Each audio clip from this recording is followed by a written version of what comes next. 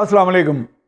मुल्क में इस वक्त बहुत से मौज़ूआत पर बहस चल रही है और कुछ इदारा जाती मामलात भी हैं जिसमें इख्तियारात की सैफरी की जो तकसीम है, जिसे सेपरेशन ऑफ पावर्स कहा जाता है, उसका एक मुसलमा असूल है जो तकरीबन हर कामयाब जमहूरी मुल्क के अंदर वो अपनाया गया है और पाकिस्तान के आइन में भी दर्ज है कि जैसे पाकिस्तान की अदलिया, मुकन्नना और इंतज़ामिया, ये तीनों जो बड़े इदारे हैं, इनको अपने अपने यानी इख्तियारात हैं और उसकी एक तकसीम है।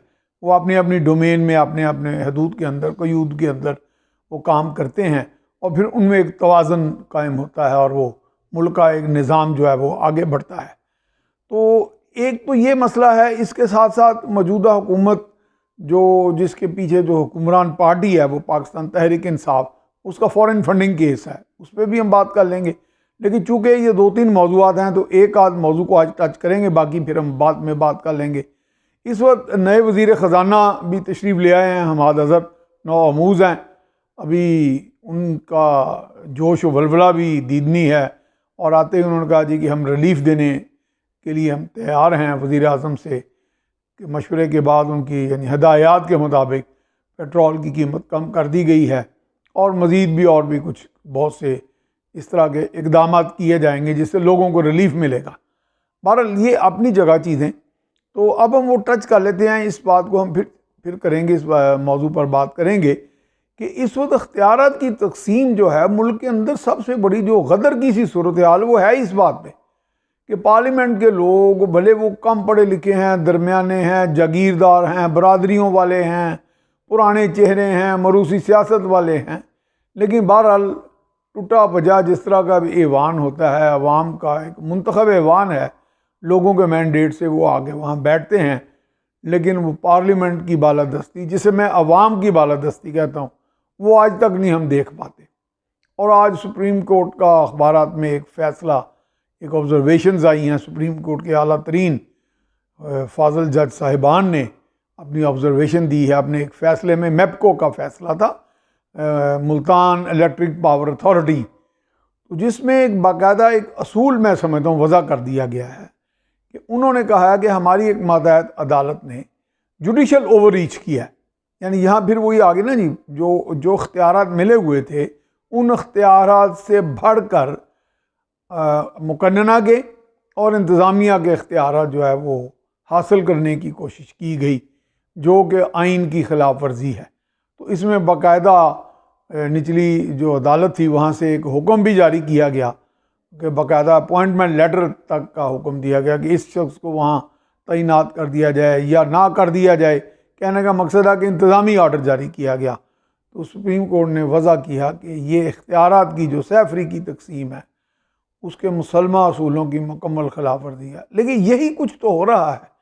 अब तो ये शुक्र है कि सुप्रीम कोर्ट की तरफ से ये बात आ गई, लेकिन हमारे यहाँ अगर आप गौर करें, तज्ज़ियाकार हों या आप कोई सोशल मीडिया एक्टिविस्ट हों, जो कुछ भी हैं, अगर थोड़े से जी होश हैं तो आप गौर करेंगे यही कुछ हो रहा है। Over reach authority, stepping over the authority, over stepping the authority, ये हो रहा है कि आप ये फ़ैसला कर लेते हैं अपने तहीं कि जी बस मैंने ही हुक्मरानी करनी है और दूसरों को बर्दाश्त नहीं करना। तो इसमें तो बल्कि हमारे वज़ीर आज़म भी एक तरह का वो कसूरवार हैं, भले कि वो उनके ऊपर दबाव होंगे कुछ इदारों के, वो अपनी जगह, लेकिन वो भी तो ये कहते हैं कि मैं ही बस पारसा हूँ या मैं ही सही हूँ, बाकी सब बद हैं या बेवकूफ़ हैं या जो भी हैं।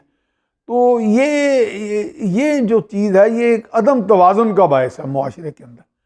क्योंकि आज ये सुप्रीम कोर्ट का जो फैसला ये आया है कि जुडिशल ओवर रीच के बारे में कि आपने इंतज़ामिया के और मुकन्ना के इख्तियारात जज साहिबान को नहीं इस्तेमाल करने चाहिए। ये तमाम इदारे अपनी अपनी जगह पे इख्तियारात रखते हैं और इख्तियारात की तकसीम का एक असूल मौजूद है।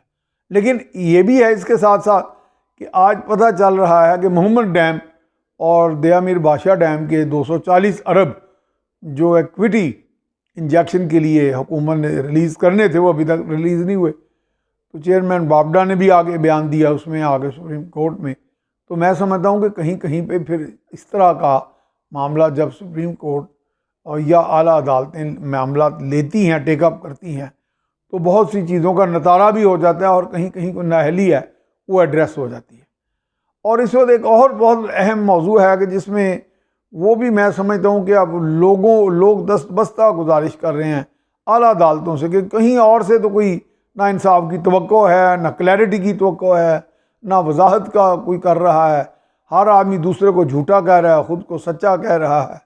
और वो फॉरेन फंडिंग केस है जो इलेक्शन कमीशन में उनकी स्क्रूटनी कमेटी कभी कह देती है कि जी जो वो पटिशनर हैं अकबर एस बाबर, जो इसके फाउंडर मेंबर रहे हैं पीटीआई के, उनको हम वो अकाउंट्स की तफसीलात नहीं दे सकते। अब यहाँ एकदम आ गए ये सारा इख्फा अकाउंट्स का, जिसकी बुनियाद पर उनकी पटिशन दायर हुई है। ये कोई मंतक की कसौटी पर पूरा नहीं उतरता, लेकिन मंतक की कसौटी पर क्या क्या चीज़ हमारे यहाँ पूरी उतरती है।